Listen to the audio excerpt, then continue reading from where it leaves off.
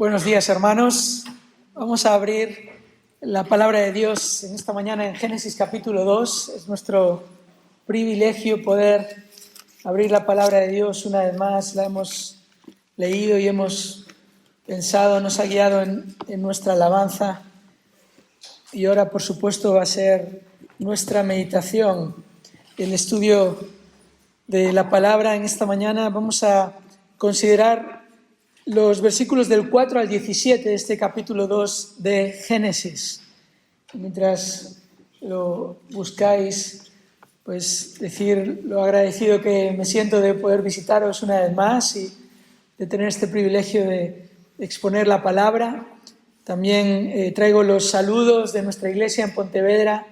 Os amamos y oramos por vosotros semanalmente y es para nosotros también un privilegio poder tener esta colaboración con vosotros, sabiendo, verdad, que este ha sido un verano especial. Y aquel primer domingo que Tanya no estaba, que había viajado con su familia a Estados Unidos, pues estuvimos estudiando juntos el primer capítulo de Génesis y realmente hasta el versículo 3 del capítulo 2. Allí observamos un buen número de versículos, ¿verdad? Estuvimos viendo este primer capítulo de la Biblia, la primera narrativa de la Biblia, y en esta mañana vamos a ver la segunda narrativa de la historia, la segunda narrativa de la Biblia. Los versículos del 4 al 17 dice así: estos son los orígenes de los cielos y de la tierra cuando fueron creados, el día en que el Señor Dios hizo la tierra y los cielos. Y aún no había ningún arbusto del campo en la tierra, ni había aún brotado ninguna planta del campo, porque el Señor Dios no había enviado lluvia sobre la tierra, ni había hombre para labrar la tierra. Pero se levantaba de la tierra un vapor que regaba toda la superficie del suelo. Entonces el Señor Dios formó al hombre del polvo de la tierra y sopló en su nariz el aliento de vida. Y fue el hombre un ser viviente. Y plantó el Señor Dios un huerto hacia el oriente, en Edén, y puso allí al hombre que había formado. Y el Señor Dios hizo brotar de la tierra todo árbol agradable a la vista y bueno para comer. Asimismo, en medio del huerto, el árbol de la vida y el árbol del conocimiento del bien y del mal. Y del Edén salía un río para regar el huerto, y de allí se dividía y se convertía en otros 4 ríos. El nombre del primero es Pisón. Este es el que rodea toda la tierra de Ávila o Avila, donde hay oro. El oro de aquella tierra es bueno. Allí hay bedelio y ónice. Y el nombre del segundo río es Gijón. Este es el que rodea la tierra de Cus. Y el nombre del tercer río es Tigris. Este es el que corre al oriente de Asiria. Y el cuarto río es el Éufrates. Entonces el Señor Dios tomó al hombre y lo puso en el huerto del Edén para que lo cultivara y lo cuidara. Y ordenó el Señor Dios al hombre diciendo: de todo árbol del huerto podrás comer, pero del árbol del conocimiento del bien y del mal no comerás, porque el día que de él comas, ciertamente morirás. En una entrevista en la televisión nacional británica, en 1971, Martin Lloyd Jones afirmó lo siguiente en cuanto a la identidad del ser humano. Y él dijo: la concepción contemporánea del hombre, por una parte, no valora lo suficiente al hombre, y por otra, lo valora demasiado. Una tremenda oportunidad que este pastor tuvo de predicar el Evangelio a través de la televisión nacional. Y una de las cosas que reconoció es algo que sigue estando de actualidad, sigue siendo vigente y yo diría aún de una manera más evidente, esta realidad de que vivimos una verdadera y trágica crisis de identidad del ser humano. Por una parte, el ser humano no se valora lo suficiente y por otro lado se valora demasiado. Y la razón, la causa de esto es Génesis del 1 al 3. Es que el ser humano desprecia al Creador, desprecia el diseño perfecto del Creador. El ser humano no se valora lo suficiente porque se considera como un mero animal. Muchos creen esta verdad, esta mentira, mejor dicho, muchos consideran que esto es la verdad, que el ser humano viene del animal, que el ser humano es otro animal más y que simplemente se desarrolló más que otros animales. Pero las Escrituras lo describen al ser humano como la corona de la creación. Ya lo vimos que Génesis 1 deja muy claro que el ser humano es una criatura diferente del ser animal y que no es un avance, una evolución del ser animal. No hay eslabón, no hay conexión. Todo ser animal es creado según su especie, pero cuando Dios describe cómo crea al ser humano, Él es creado a imagen y semejanza de Dios. Así que, por un lado, tenemos esta realidad tremenda y trágica realidad de que el ser humano no se valora lo suficiente, pero por otro lado se valora demasiado. Este hombre estaba en lo correcto hace ya más de 50 años cuando dijo que el ser humano se valora demasiado, porque el ser humano se ha elevado a la altura de Dios, se considera prácticamente divino. Como un predicador actual dice, Mike Riccardi se llama, hoy en día uno cree que puede definir su identidad a su imagen y semejanza. Esta es la realidad del ser humano hoy en día de una manera muy evidente. Hoy se proclama que tú puedes definir el comienzo de la vida y no Dios. Y puedes terminar con vidas humanas porque consideras que aún realmente no son vidas humanas. Tú puedes definir el género, tu género. Puedes escoger o redefinir o definir un nuevo género. Tú puedes definir el matrimonio, las relaciones. Esa es la tragedia actual y esta es la realidad de que el ser humano se valora demasiado. Pero las Escrituras nos recuerdan que el ser humano fue formado del polvo de la tierra y que por su desobediencia volverá al polvo de la tierra. Capítulo 3, versículo 19, el Señor decreta allí: por el pecado del hombre, con el sudor de tu rostro comerás el pan hasta que vuelvas a la tierra, porque de ella fuiste tomado, pues polvo eres y al polvo volverás.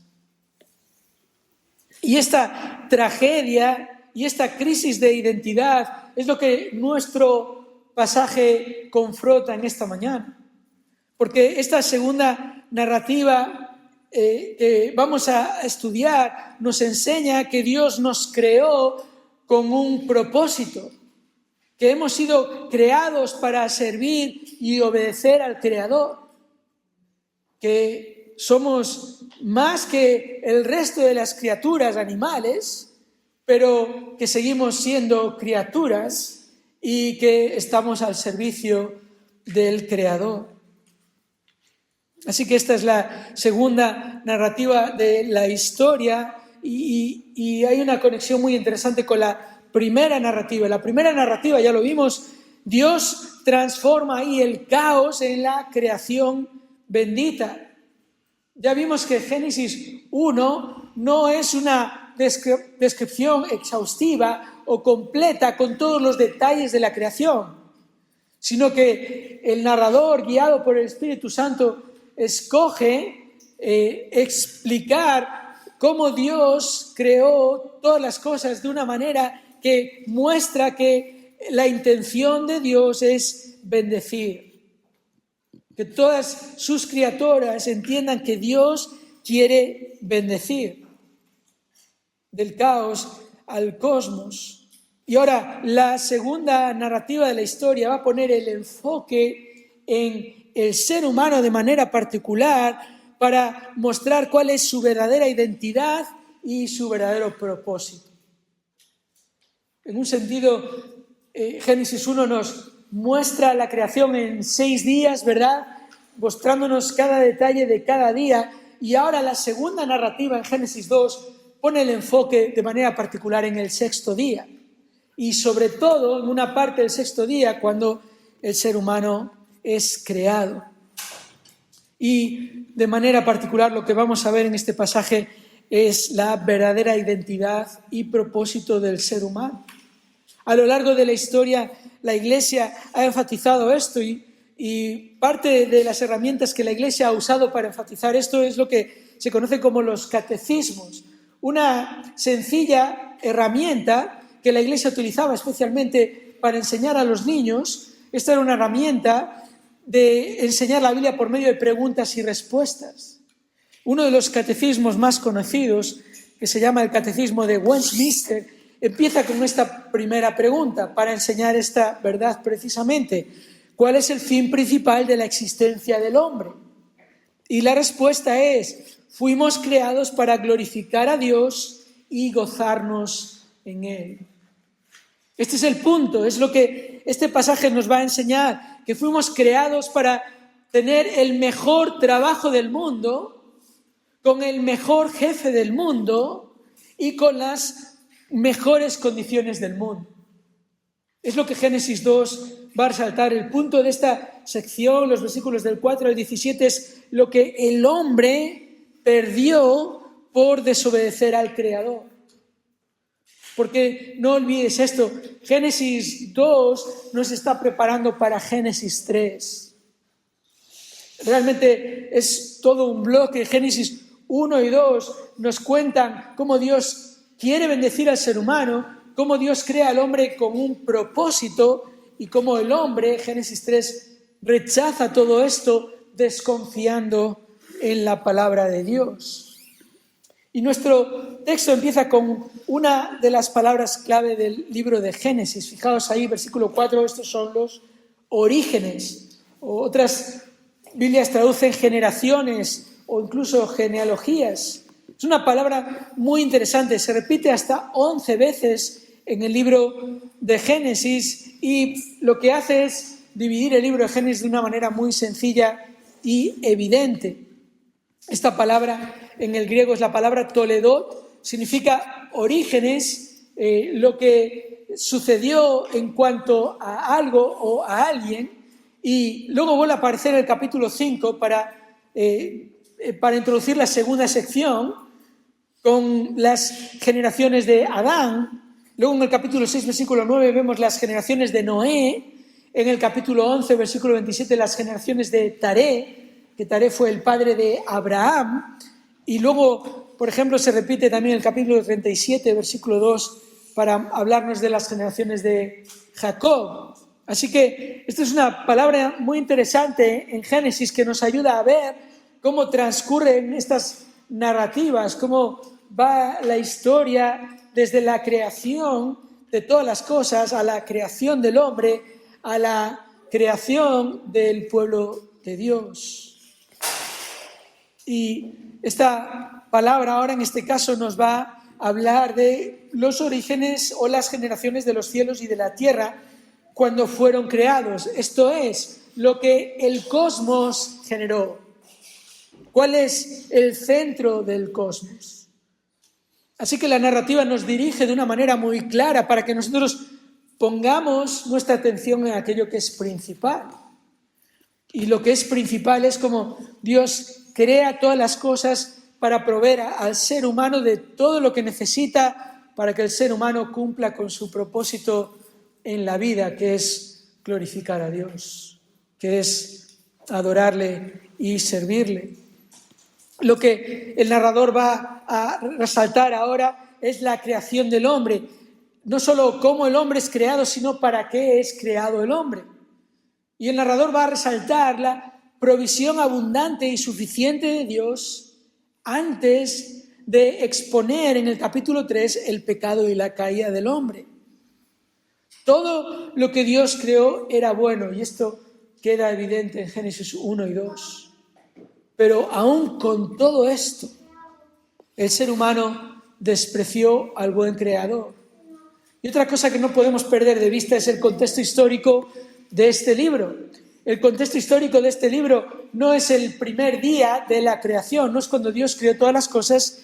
El contexto histórico de este libro es cuando la segunda generación del pueblo de Israel que ha salido de Egipto está a punto de entrar a la tierra prometida.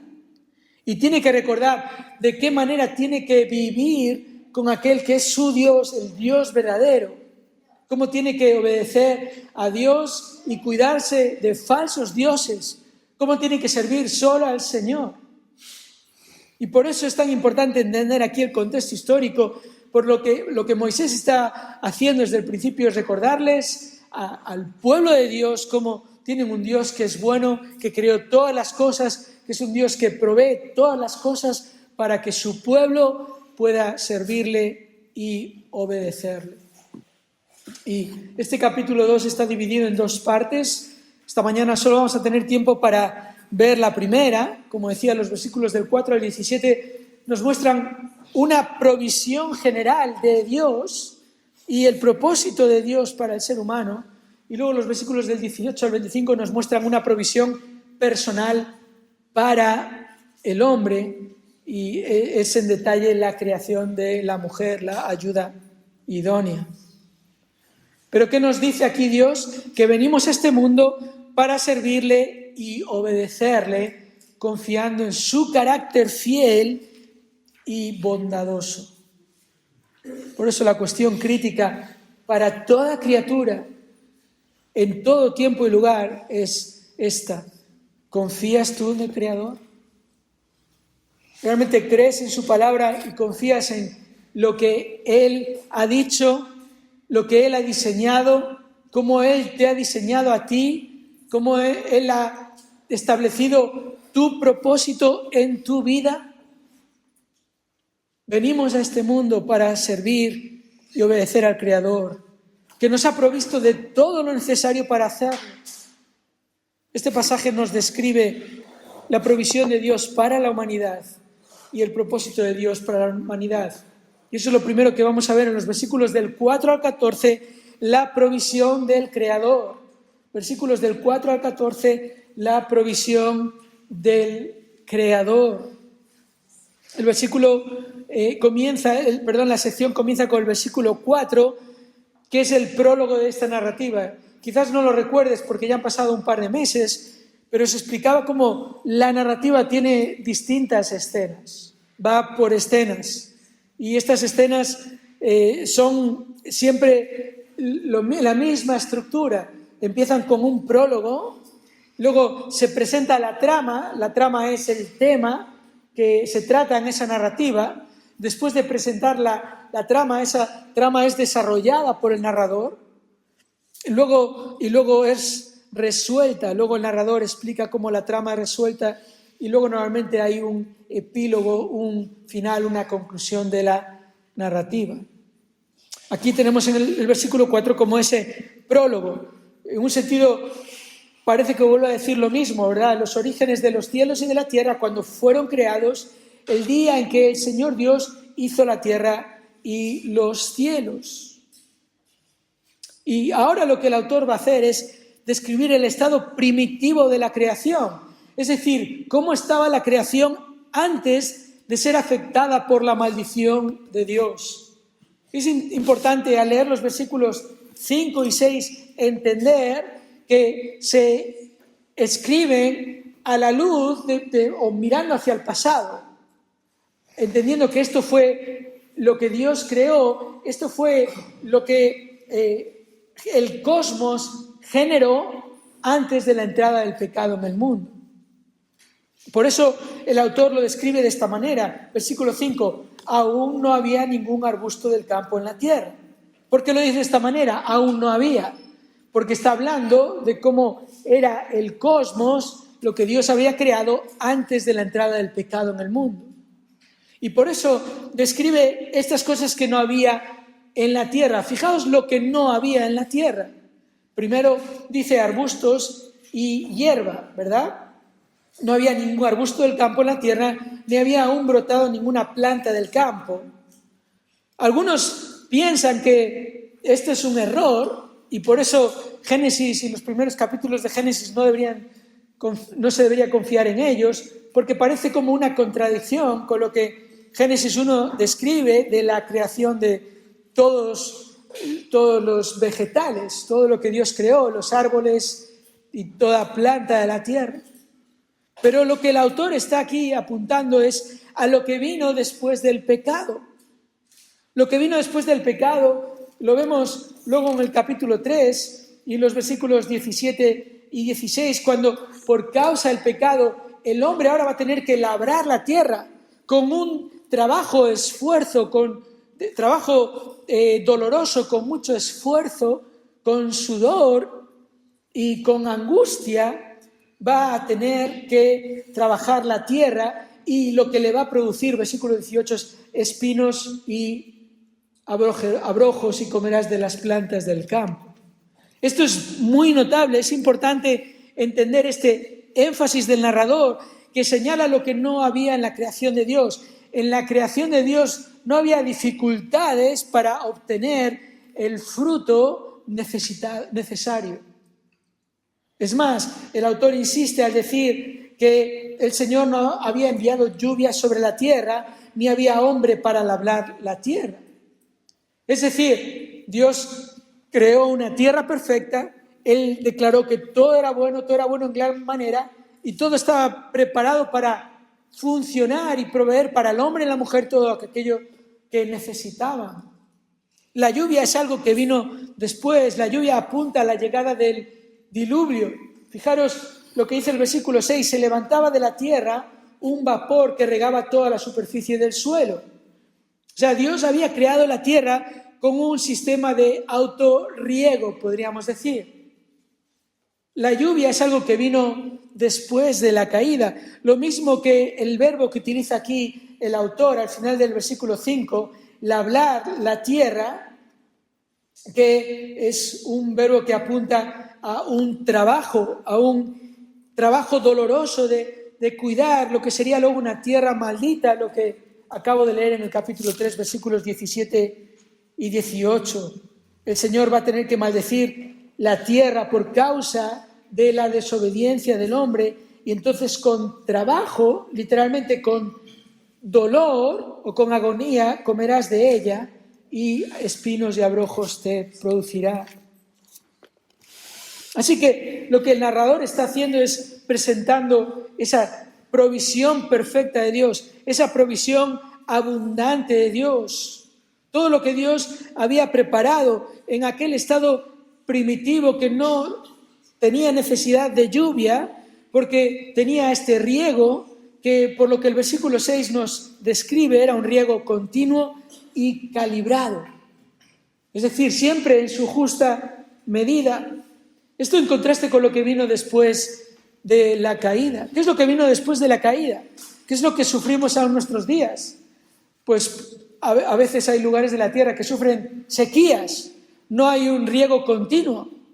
Y a veces hay otras zonas de la tierra que sufren inundaciones, no hay un riego calibrado. Este es el contraste, hermanos. Y esto es lo que el narrador está enfatizando aquí, que Dios había preparado una tierra fértil y fácil de cuidar. Fértil y fácil de cuidar. El autor nos ayuda aquí a entender que Dios lo estaba preparando todo para la corona de su creación, ¿verdad? Es esta segunda narrativa, lo que el cosmos generó, lo que no había aún en la tierra. Todo esto para quién, versículo 7.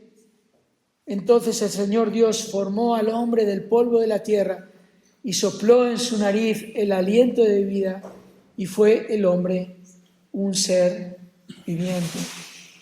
Este es el desarrollo de la trama ahora. El punto central de esta narrativa es que Dios crea al hombre con un propósito y le provee de todo lo necesario para cumplir ese propósito. Y algunos detalles aquí en el versículo 7 que son dignos de mencionar. Por ejemplo, el hecho de un cambio notable aquí que en algunas de nuestras Biblias nos presentan con esta forma del nombre de Dios, el Señor Dios, o Jehová Dios, o Yahvé Dios.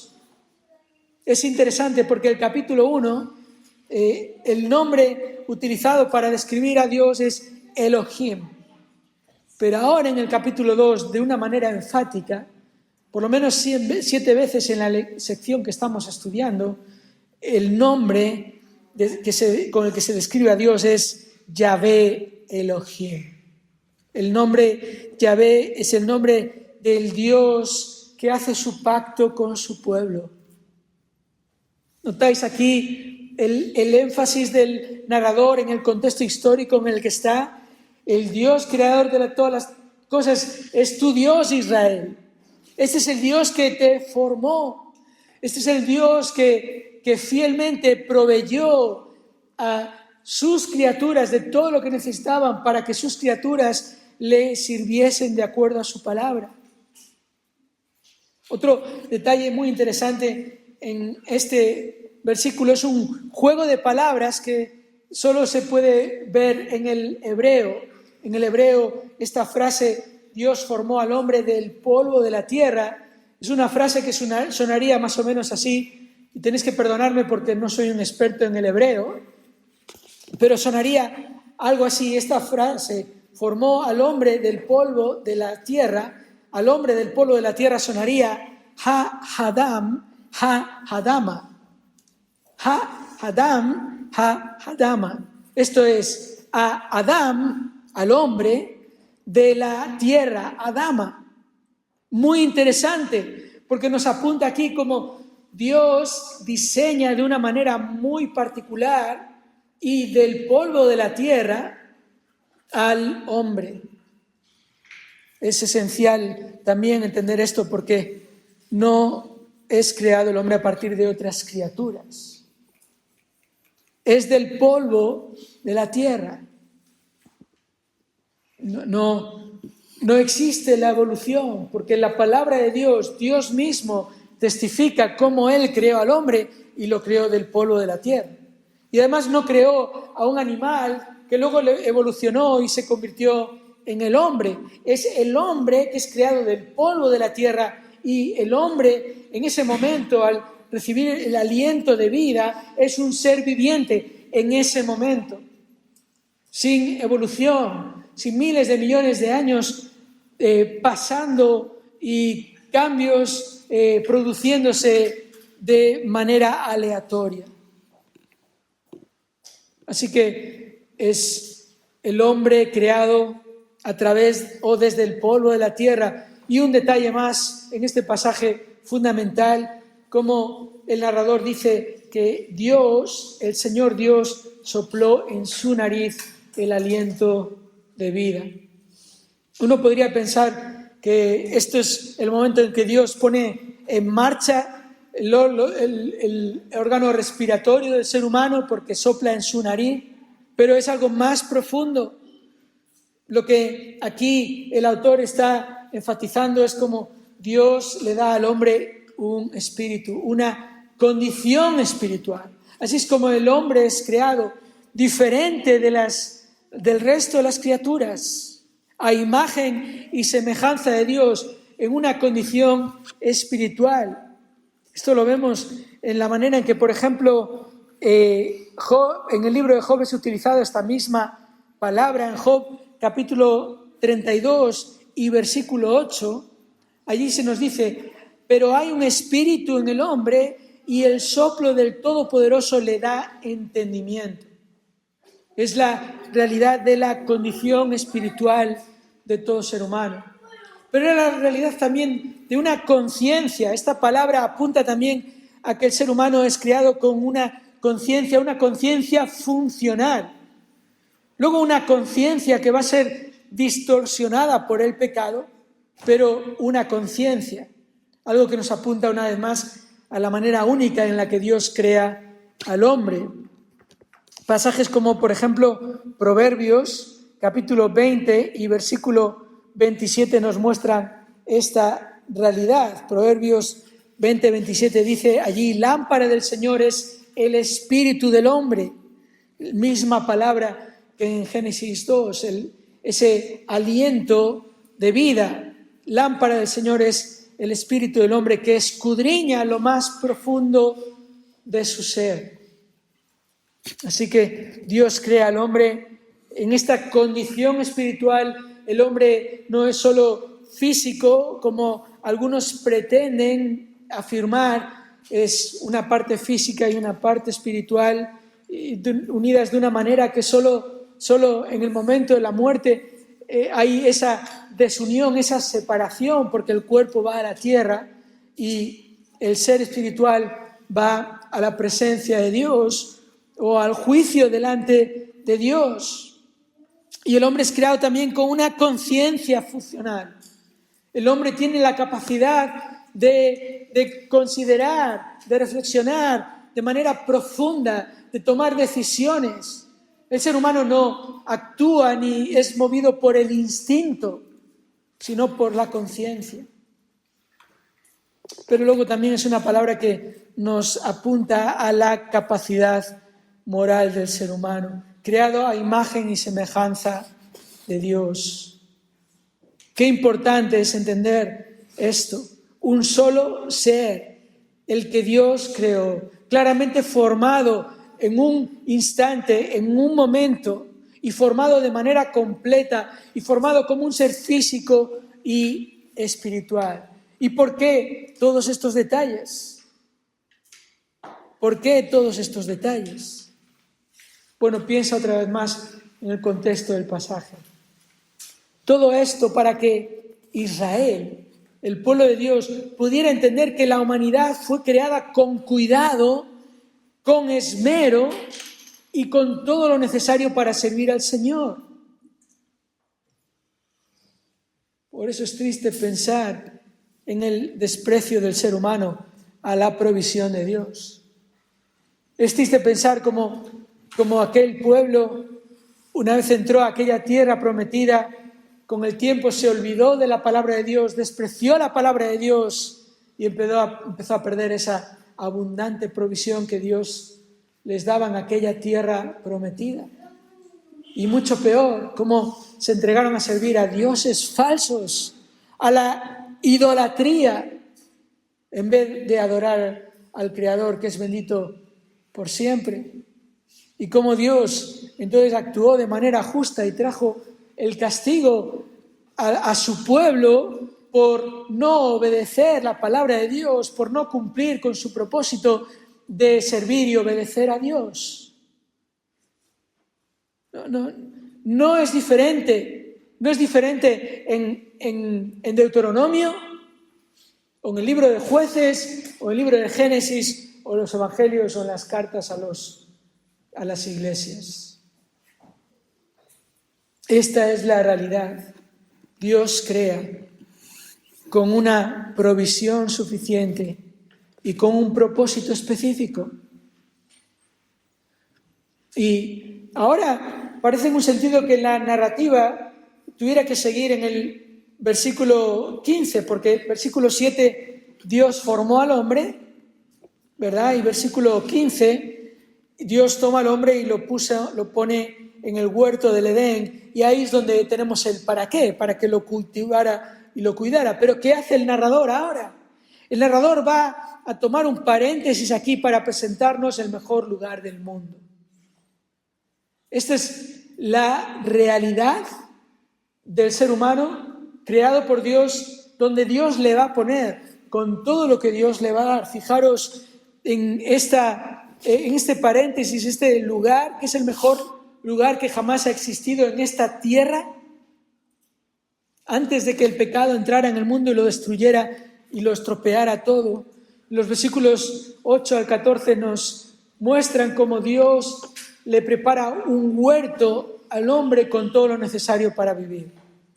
Y quizás tú puedas escuchar la palabra huerto y pensar en un pequeño huerto en la parte de atrás de una casa o una finca que alguien tiene, pero el huerto que aquí se nos describe es un huerto inmenso, inmenso, con tremenda abundancia. Fijaos, versículo 8, y plantó el Señor Dios un huerto hacia el oriente, en Edén, y puso allí al hombre que había formado.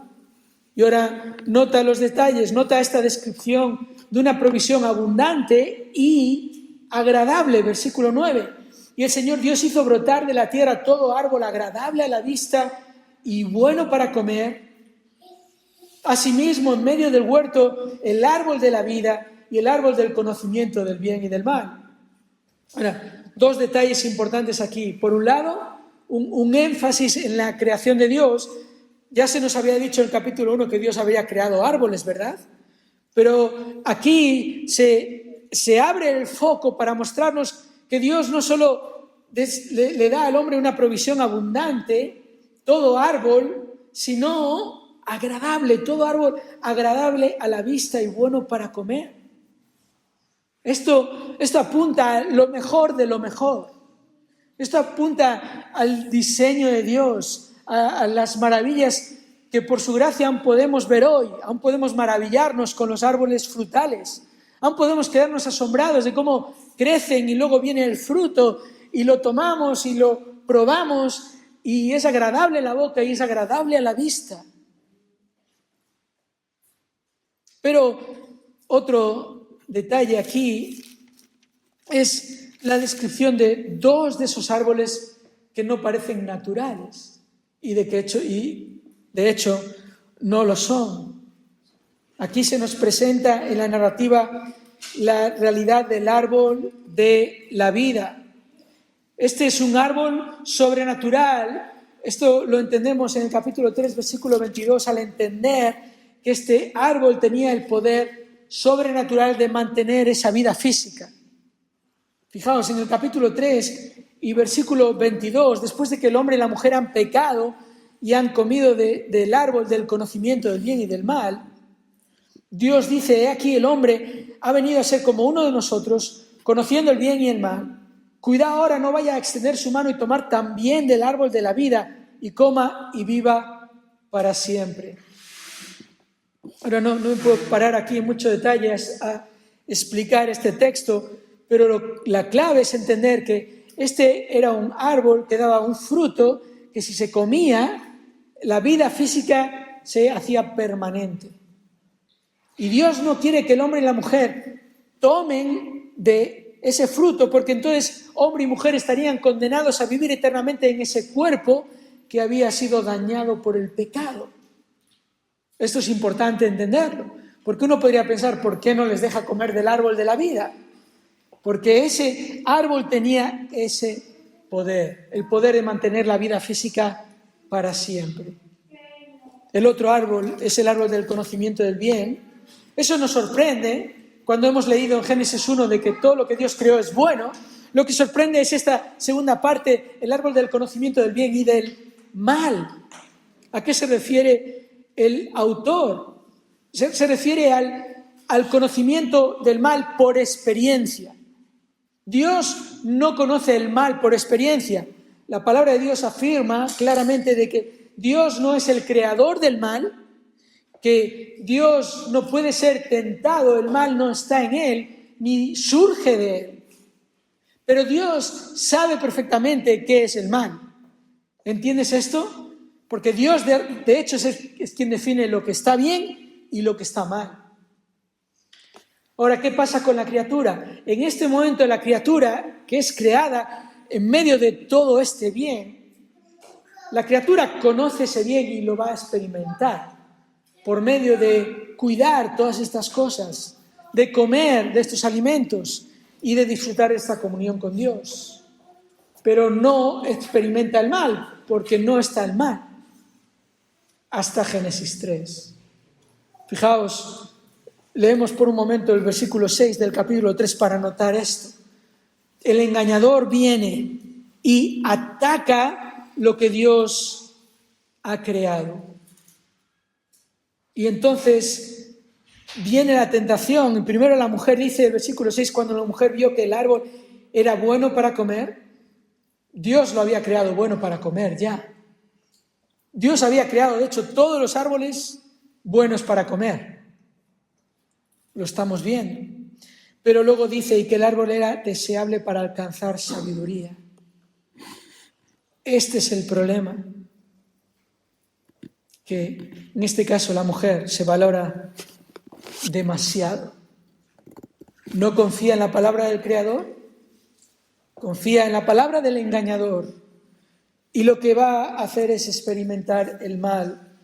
Lo da también al marido, y fijaos, versículo 7, entonces fueron abiertos los ojos de ambos y conocieron que estaban desnudos. ¿Qué es esto?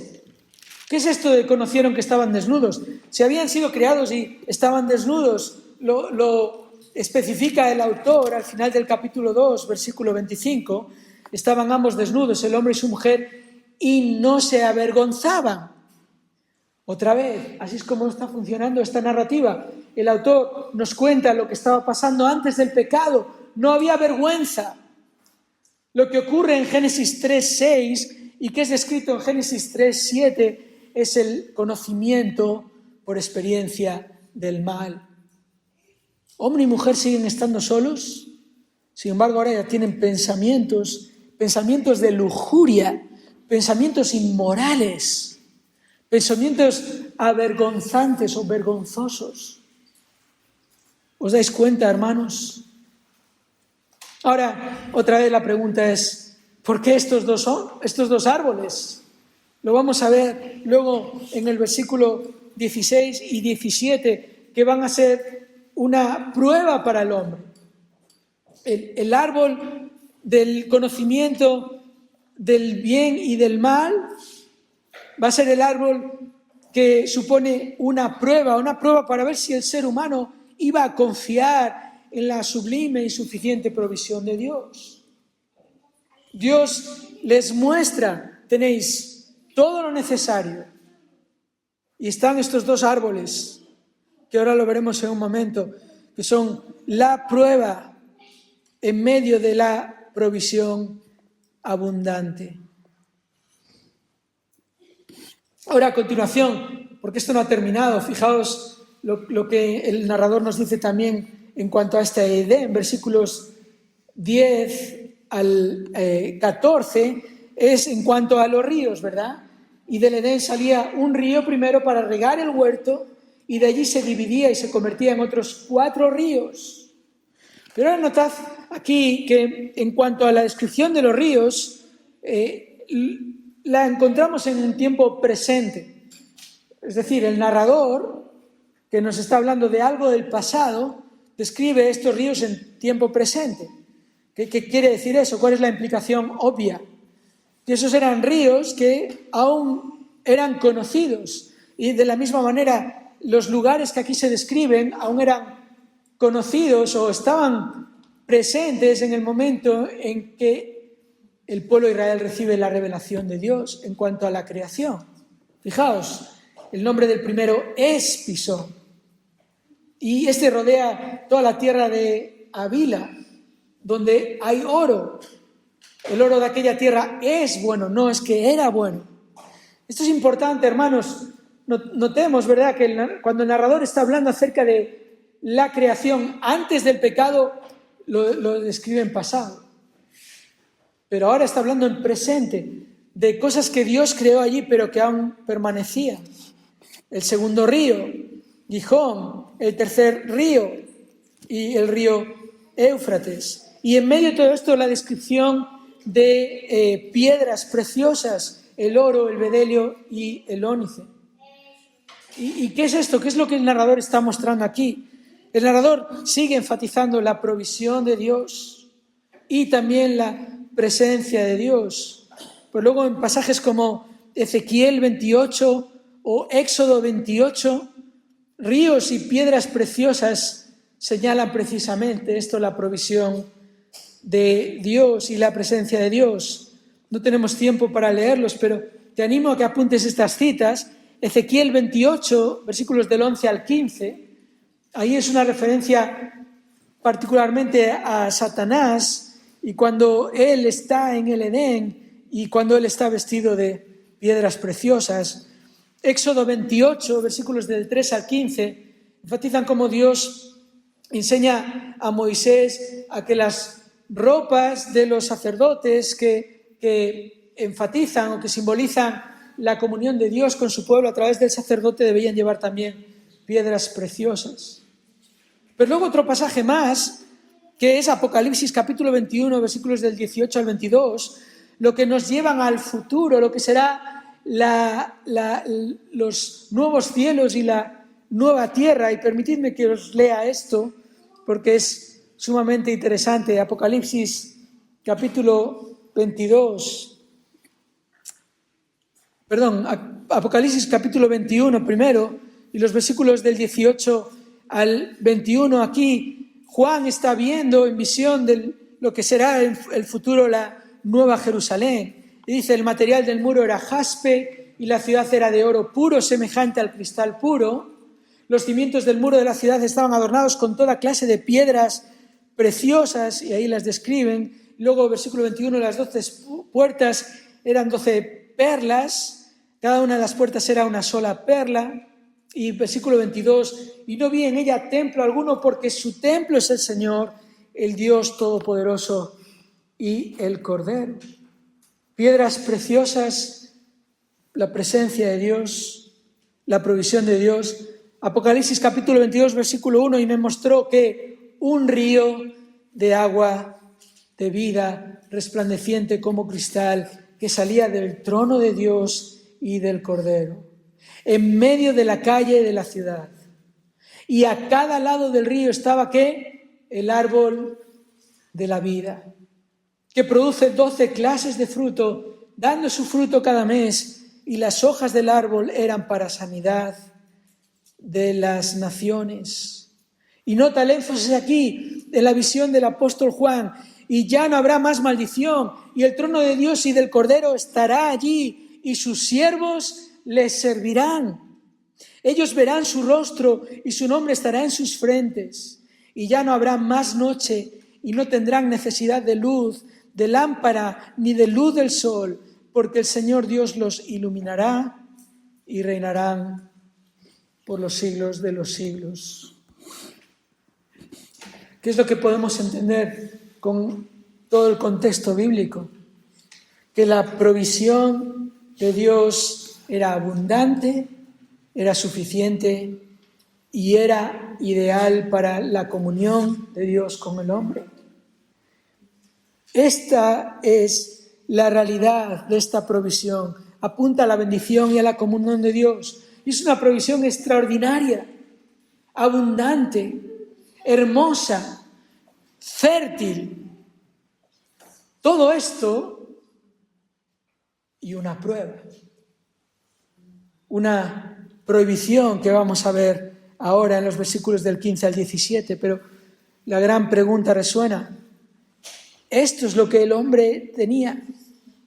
Cuando llegamos a Génesis 3, toda esta abundancia, todo lo suficiente. La pregunta ¿es lo suficiente suficiente? La cuestión es si confiamos en la palabra revelada de un Dios fiel, que nos da lo suficiente y que nos da su palabra. Y aquí es donde tenemos, hermanos, la segunda parte de esta narrativa, el propósito del Creador. No solo la provisión del Creador, sino el propósito del Creador. Veamos esto por un momento. En los versículos del 15 al 17 vemos la resolución de la trama. La trama es presentada, lo que no había en la tierra, una tierra libre de pecado. Luego, el desarrollo de la trama, el hombre es creado de una manera especial y única y puesto en un lugar especial y único. Ahora la resolución, la pregunta obvia, ¿todo esto para qué? Versículo 15, entonces el Señor Dios tomó al hombre y lo puso en el huerto del Edén para que lo cultivara y lo cuidara. Ese es el propósito.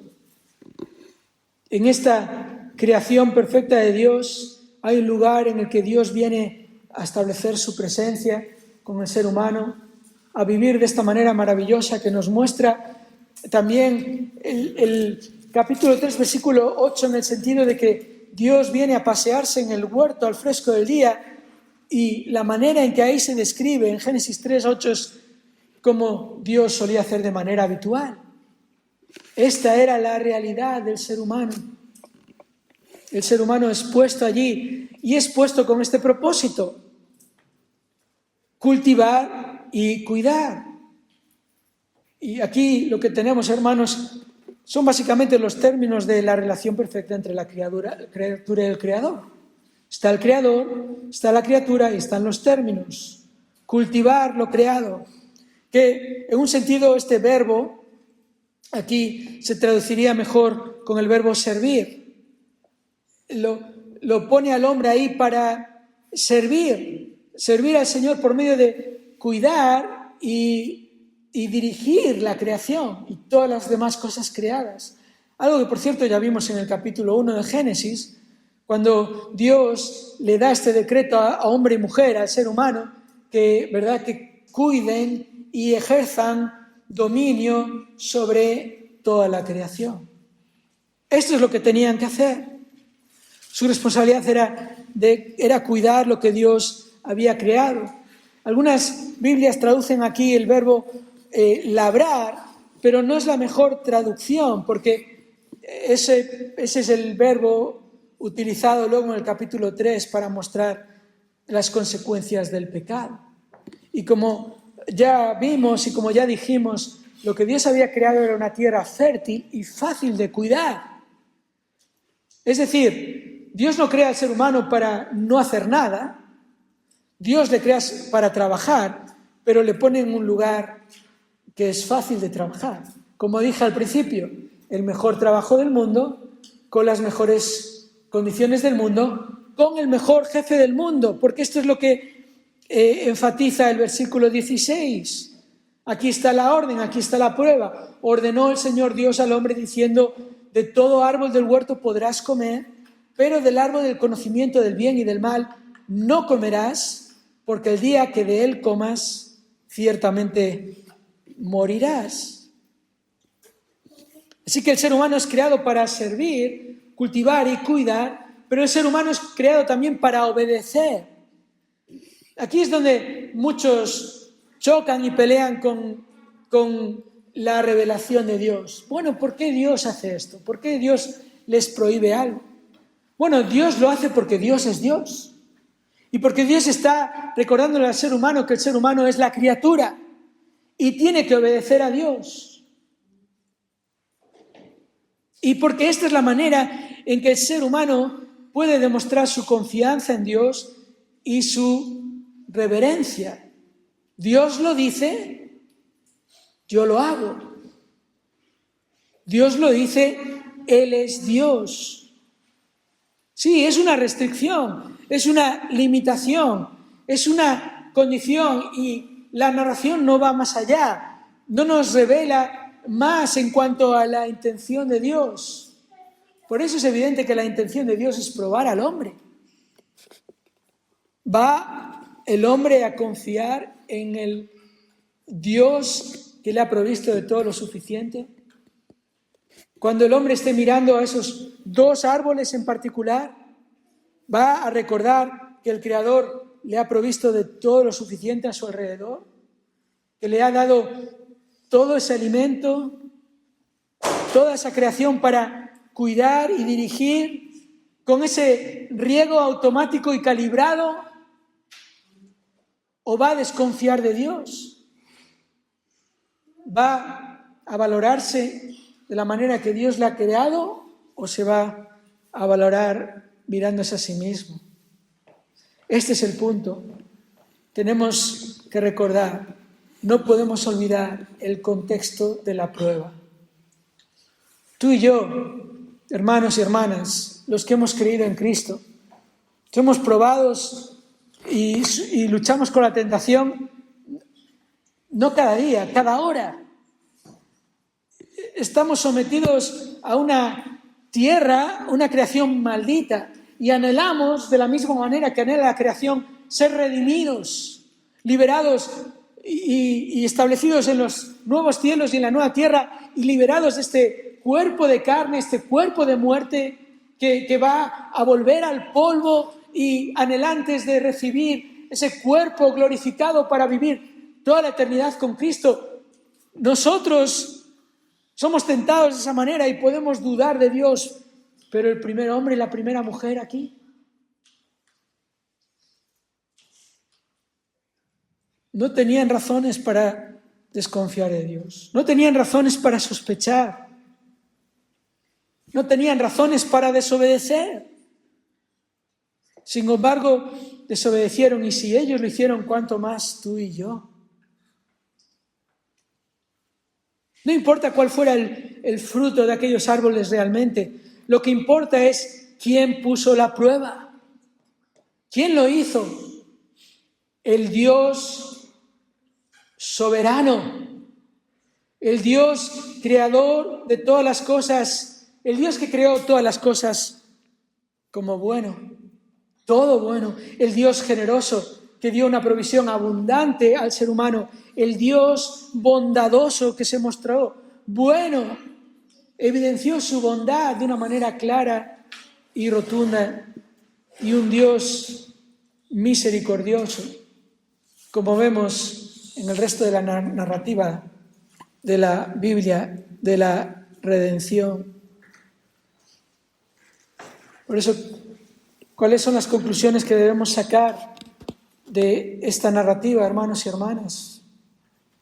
Primero, no debemos olvidar nunca el carácter del Creador. Esta es la realidad de cómo Dios crea todas las cosas sin distorsión. Y este es el testimonio del carácter del Creador. Un Dios bueno, un Dios generoso, un Dios digno de confianza. La cuestión es si tú confías en su palabra. ¿No? Esta es la realidad en cuanto a Génesis 1:1 y Apocalipsis 22:21, que es palabra de Dios. Todo es palabra de Dios. La cuestión es si crees en su palabra. Y no solo no debemos olvidar el carácter del Creador, tampoco debemos olvidar nunca el propósito del proveedor. En Dios es en quien encontramos nuestro verdadero valor, ni menos ni más. Con Él es con quien entendemos cuál es el propósito de nuestra vida, servirle y obedecerle. Es la realidad actual y es la realidad futura. Lo leímos en Apocalipsis 22, ¿recordáis? Apocalipsis 22:23, ya no habrá más maldición, y el trono de Dios y del Cordero estará allí, y sus siervos le servirán. Hay personas, incluso creyentes, que tienen una mentalidad cuando piensan en el cielo, como el cielo es como una jubilación. Es como, me voy a ir a relajar, voy a hacer lo que me dé la gana. Eso es una visión distorsionada. No es una visión bíblica de lo que es el cielo. El cielo es ese lugar donde voy a ir a servir a Dios. Pero otra vez, mirando al pasado, a la creación, teniendo esa perspectiva de así va a ser. El cielo es el mejor lugar que pueda haber, donde tendremos el mejor trabajo que podremos tener, con el mejor jefe que jamás ha existido. Y Dios es fiel. No dudes de Él. Todo lo que necesitas lo va a proveer. Y de hecho, porque ese es el estilo de Dios, más de lo que necesitas. Y si sientes que no tienes lo suficiente, entonces tienes que mirar otra vez al proveedor. ¿Y cuál es su propósito? Si tienes sentimientos en tu vida de que no tienes lo suficiente, entonces, ¿sabes en qué estás cayendo? En ese valorarte demasiado a ti mismo. Estás perdiendo de vista el propósito de Dios para tu vida y estás estableciendo tus propios propósitos para tu vida.